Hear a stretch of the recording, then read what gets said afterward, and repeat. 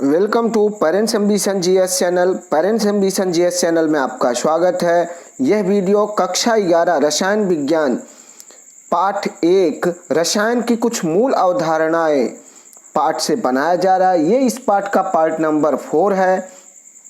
इस वीडियो को पूरा देखें और आप पूरी तरीके से एक नोट्स प्रॉपर बना लें। इसके बाद अगर हम बात करें तो सबसे ज़रूरी सूचना ये है कि आप इस चैनल को सब्सक्राइब अवश्य करें और बेल आइकन को ज़रूर दाबें, जिससे हम जब भी वीडियो अपलोड करें तो आपको सूचना अवश्य मिल जाए।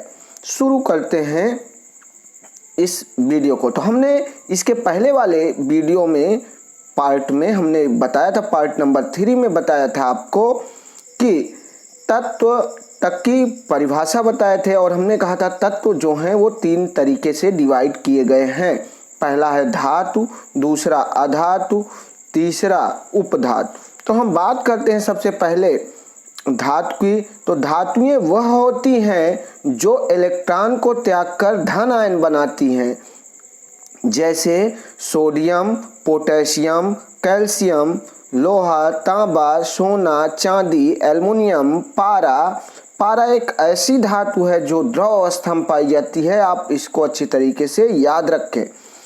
और कुछ इनके स्पेशल गुण होते हैं जिनको आपको अवश्य याद रखने हैं। वह क्या होते हैं कि धातुओं में कुछ गुण पाए जाते हैं जिसको हम कहते हैं धातुओं के गुण। तो उसमें सबसे पहला होता है उनका स्वाभाविक चमक होती है, कठोरता होती है, आघात वर्धनीयता होती है, तन्यता होती है और विद्युत ऊष्मा दोनों के ये सुचालक होते हैं। फिर बात करते हैं हम अधातु की। तो अधातुएं वे होती हैं जो इलेक्ट्रॉन को ग्रहण करके ऋण आयन बनाती हैं, जैसे ऑक्सीजन है, नाइट्रोजन है, कार्बन है, फास्फोरस है, आदि सभी क्या हैं, अधातुएं हैं। इसके बाद अगर हम बात करें उपधातुओं की, तो उपधातुएं वे होती हैं जिसमें धातु और अधातु दोनों के गुण पाए जाते हैं, उन्हें हम उपधातु कहते हैं।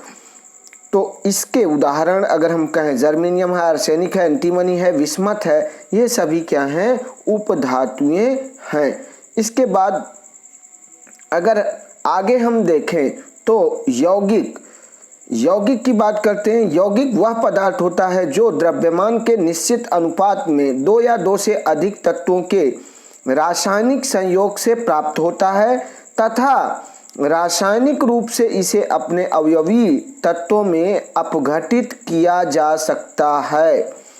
तो ये अच्छी तरीके से याद रखें। उसके बाद इसको छोटी सी परिभाषा ये दे सकते हैं कि 2 या 2 से अधिक पदार्थों के निश्चित अनुपात से मिलने से यौगिक बनता है या मिलने से जो निर्माण होता है उसे हम यौगिक कहते हैं। तो अच्छी तरीके से इसको आप याद रखें। इसके बाद अगर हम बात करें तो यौगिक को पुनः 2 भागों में बांटा गया है। पहला है कार्बनिक यौगिक और दूसरा क्या है, अकार्बनिक यौगिक। तो कार्बनिक यौगिक ऐसे यौगिक जो कार्बन या कार्बन से बने अन्य व्युत्पन्नों जैसे विटामिन है, प्रोटीन है, कार्बोहाइड्रेट्स है, वसा है आदि का अध्ययन करते हैं, कार्बनिक यौगिक कहलाते हैं। जैसे अगर हम बात करें चीनी है, यूरिया है, मोम है, हाइड्रोकार्बन है, बेंजीन है, ये सभी किसके उदाहरण हैं, कार्बनिक के। तो और बढ़ते हैं अब अकार्बनिक की ओर। तो अकार्बनिक यौगिक ऐसे यौगिक जिनमें धातु अयस्क या उनके गुणधर्म या उनकी संरचनाएं, संगठन आदि के बारे में जिसमें हम अध्ययन करते हैं उसे अकार्बनिक यौगिक कहते हैं या ऐसे यौगिक अकार्बनिक यौगिक कहलाते हैं। तो इसमें उदाहरण में क्या क्या होंगे, जैसे जल है, पोटेशियम सल्फेट है, नाइट्रिक अम्ल है, सोडियम नाइट्रेट है, ये सभी अकार्बनिक यौगिक के उदाहरण होंगे। उसके बाद अगर हम बात करें तो मिश्रण, नंबर 3 है तीसरा मिश्रण।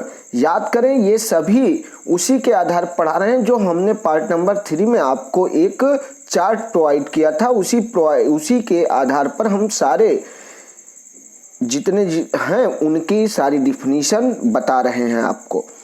तो अब बात करते हैं मिश्रण। दो या दो से अधिक तत्व या यौगिक के समक्ष अनुपात के योग से प्राप्त पदार्थ जिनमें अवयव अपनी पहचान बनाए रखते हैं मिश्रण कहलाते हैं। अथवा दूसरी परिभाषा ये है कि दो या दो से अधिक पदार्थों के अनिश्चित अनुपात को मिश्रण कहते हैं। जैसे अगर हम बात करें मिश्रण तो वायु, मिश्र धातु, नदी का जल, कांच, ये सभी क्या हैं? मिश्रण के उदाहरण हैं। बढ़ते हैं आगे। मिश्रण को पुनः दो भागों में बांटा गया है। पहला भाग है समांगी मिश्रण और दूसरा भाग है विषमांगी मिश्रण। तो समांगी मिश्रण क्या होता है? जब किसी मिश्रण में अवयव समान रूप से वितरित हों। ये बात याद रखिएगा कि जब समान रूप से वितरित होते हैं तो इस प्रकार से बने विलयन को हम इस प्रकार से बने समांगी मिश्रण को क्या कहते हैं? तो इस प्रकार से बने फिर से सुन लें।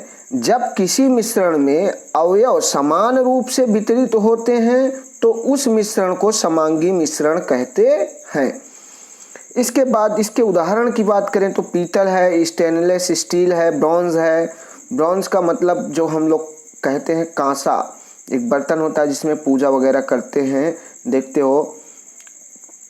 तो वो जैसे पीतल का होता है तो वो पीला होता है और ब्रॉन्ज जो होता है कांसा जिसको हम लोग कहते हैं वो होता है। तो आदि मिश्र धातुएं हैं, कांच है, रत्न है आदि ठोस समांगी के उदाहरण हैं। इसके बाद नमक और चीनी का विलयन, ये समांग मिश्रण का द्रव का उदाहरण है, यानी द्रवीय समांगी मिश्रण है। और वायु जो है ये गैसीय समांग मिश्रण का सबसे अच्छा उदाहरण है। उसके बाद करें हम विषमांगी मिश्रण की, तो वह मिश्रण जिसमें अवयव समान रूप से वितरित नहीं होते हैं उसे विषमांगी मिश्रण कहते हैं। इस प्रकार के अवयवों को नग्न आंखों से या सूक्ष्मदर्शी द्वारा आसानी से देखा जा सकता है। जैसे बालू तथा लोहे के छीलन का मिश्रण। अगर हम बालू को देखें और उसमें लोहे के छीलन मिला दें तो हम आसानी से उसको देख सकते हैं। इसी तरीके से कंक्रीट क्या होता है ये आप जानते होंगे कि बालू, सीमेंट, जल का जो मिश्रण होता है उसी को हम क्या कहते हैं? कंक्रीट कहते हैं। तो इसमें तीनों चीज मिले होते हैं और इनकी ये पूरी तरीके से फिक्स नहीं होते हैं कि ये किस अवयव में मिले होंगे, यानी समान रूप से ये वितरित नहीं होते हैं। इसी तरीके से दूध की बात करें, दूध में भी जल होता है, प्रोटीन होता है और वसा होता है, इसी के मिश्रण से ये बना होता है। लेकिन इनका भी ये फिक्स पैटर्न नहीं होता है, यानी फिक्स नहीं होते हैं कि कितना जल होता है और कितना प्रोटीन होता है और कितना वसा होता है। मतलब हमारे कहने का यह है कि ये अलग अलग दूध में अलग अलग मात्रा में पाए जाते हैं।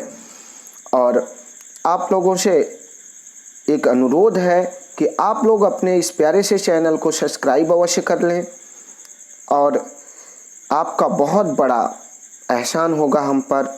आपका मैं सदा आभारी रहूँगा। यह अपनी तरफ से मैं आपसे विनती करता हूँ। इसी शब्दों के साथ मैं इस वीडियो को समाप्त करता हूँ। इस वीडियो को देखने के लिए धन्यवाद। जय हिंद, जय भारत।